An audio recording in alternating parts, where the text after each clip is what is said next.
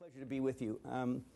The special day was this day when the Canadian team won this hockey gold medal at the Olympics. Any of you remember that at all? No, none of you remember that at all. Yeah, I'm sure. I actually was on my way to Saskatoon that day, and it was the second time I worked with that Leeds group in Saskatchewan. So when I arrived, it was already into the first period, and they had saved me a seat at an Irish bar in downtown Saskatoon. I was giving this keynote, excuse my cough for a minute. I was giving this keynote for Leeds that evening after the hockey game.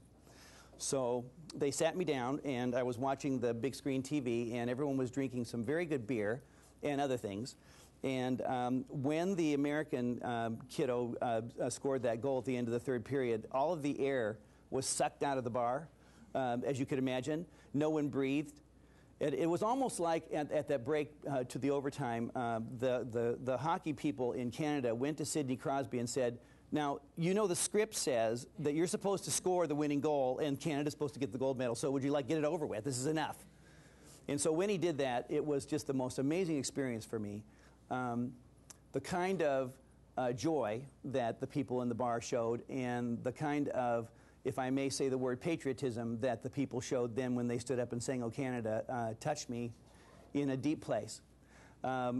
We people who live in the United States would not have done that when the United States won. We wouldn't have stood up and sung the Star-Spangled Banner. That would not have been something that people in the United States would probably do. But those folks spontaneously stood up and did that, and that was wonderful. When I read the Globe and Mail the next day, I was a little concerned about this great country because the editorial said, we've got to be careful now because we did what we wanted to do, which was to seize the podium and win the most gold medals ever in the Olympics.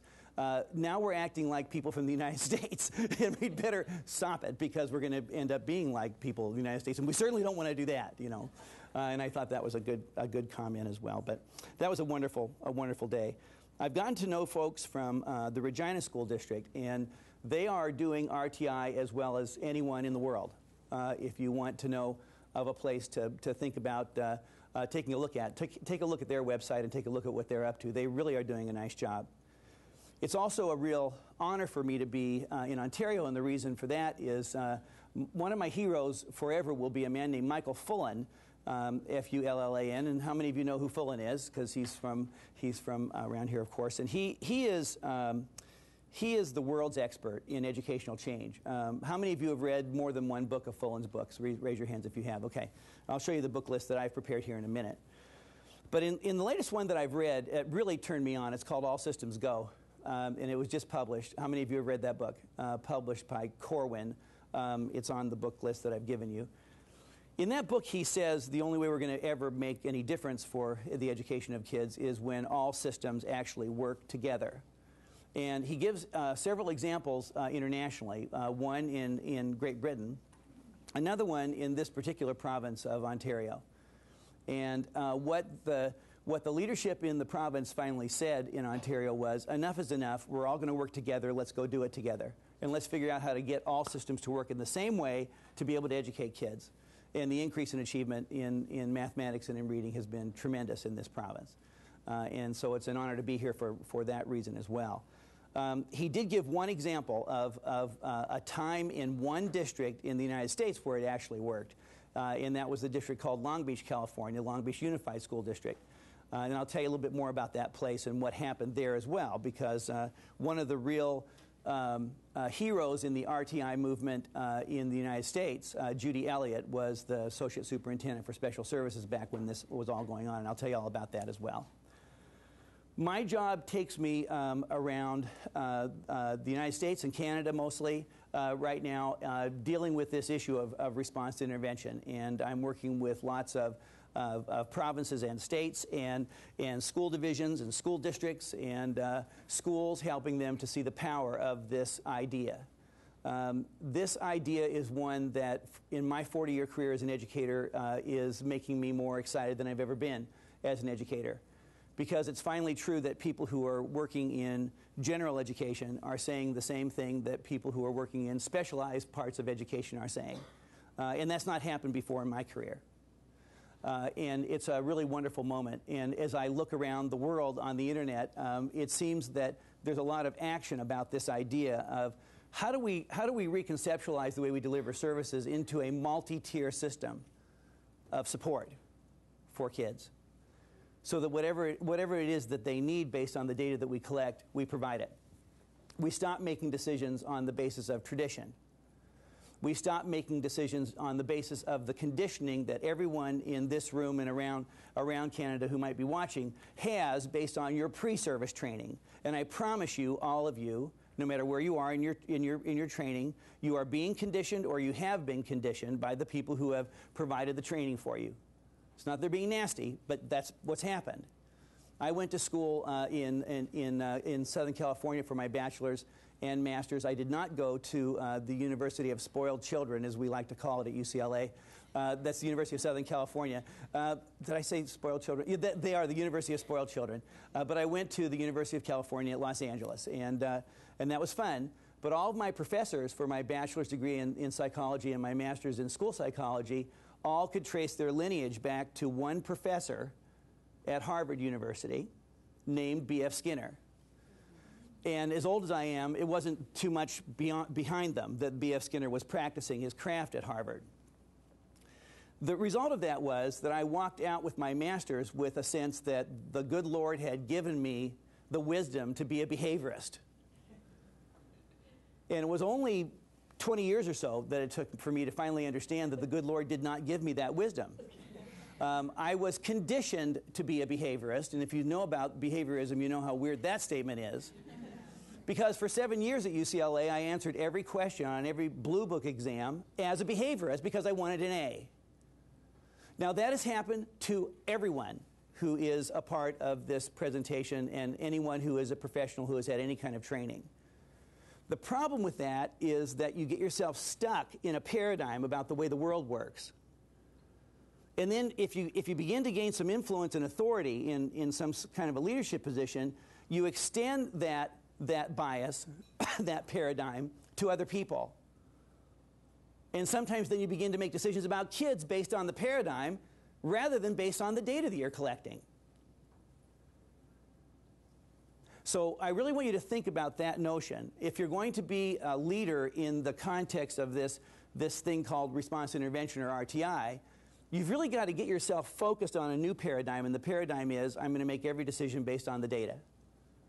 If it works, I'm going to keep doing it, and if the sucker doesn't work, I'm throwing it away. I'm throwing it away. Because we don't have time to waste with these students. That's the issue. So that's the basic premise of what we'll be talking about. I want to find out a little bit more about the people who are in this room, so tell me about how many of you have school division jobs in leadership. Raise your hands if you have that kind of position. How many of you have school level jobs in leadership?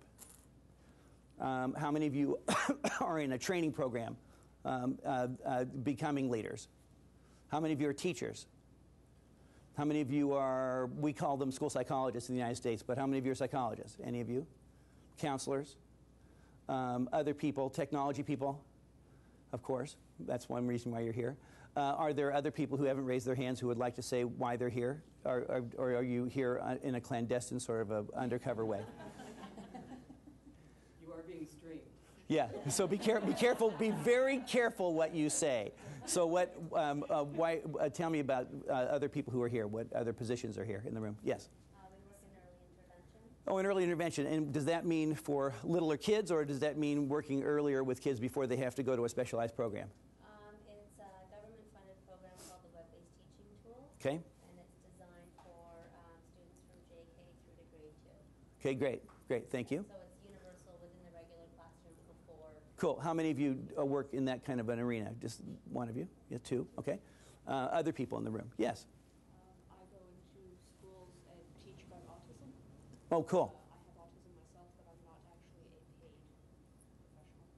paid professional. I like the way you put that. There are paid professionals and unpaid professionals, and you're one of those unpaid professionals, right? Yeah. That makes sense. I've also taught at different organizations who work with other people with disabilities. I'm glad you're here. Thank you for being here.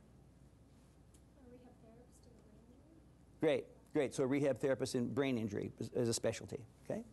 Other people?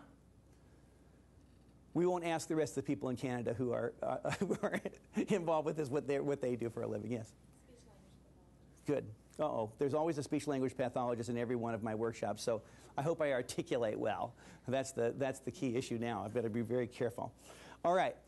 So you know my background is in the area of school psychology. I have a doctorate from the University of Utah in educational administration because I decided I didn't want to stay sort of sequestered in the special education arena, in the arena of at-risk kids. I wanted to kind of get a little broader perspective on what goes on. It's interesting how I have a son-in-law who's just going through his last stages of his doctoral program, and it's as nasty as mine was, and it's too bad that that's often true. But what's interesting about it is that I'm still using that time that I spent focusing in on a particular hypothesis. My hypothesis was that the way change actually happens in schools is not by an evolutionary means, but by a revolutionary means. And that if you try to make change in an evolutionary way, you don't end up making change. I have found myself to become less and less tolerant of what is often called, excuse me, a pilot project.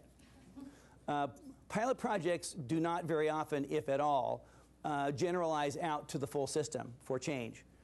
Pilot projects very often help the pilot site. But then the pilot site gets so much better than the other sites that resentment begins to build in the other sites, and then that squashes the pilot in time. So what did you do? When I'm at my most skeptical, which isn't very often, I think about administrators who can, in a 30-year career, do 6 5-year pilot projects, do nothing to improve education by the end of that time, but then they can retire. So I want you to know another perspective that I've got. I'm not going to call it a bias because it's data-based, is that if you want to make change, you've got to make change systemically, not make change in a piecemeal way. That's a critical issue, I think, that we need to talk about this morning. So I want you to look, first of all, if you would, at your book list. Do people out in the world have access to these handouts, Claire, do you know? They do. They Okay. do. And I should have mentioned how you have access to these handouts. Things that I forgot to say this morning. Everything is on the conference wiki. And so you will be able to access, print, do whatever you like with all of the PowerPoints, handouts, etc. from the conference, directly from the conference wiki. And all of you were given the conference wiki in it's written, I think, right on your program if it's not right in your packages. And so please, at break, I'll write it on the blackboard. Okay, great. Thanks. Thank you, Claire. So if everyone in the room would turn to your printed copy of the, do you have this? They're all over here. Here are handouts for everyone. So please pass those down. Those of you who want to use the electronic version, because we are, like, really in a Bridges for Learning kind of a conference. To be cool, you have to do something electronically, right? So here, there's copies coming of the hard copies of it. But for the sake of our time, I'm going to just kind of acquaint you with what this is. When I worked for Stevan Covey, it was about a decade ago, and I was asked by some participants to put together a book list, because I talk about a lot of books and articles and monographs and like that. Over the years, in these last 10 years, I have updated this every 2 months, or now every month, actually. And I have included, if you take a look at this, websites as well as some music on the back that I'll refer to in a minute.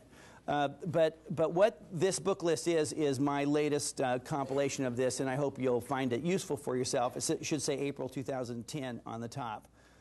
And there are several books and articles here.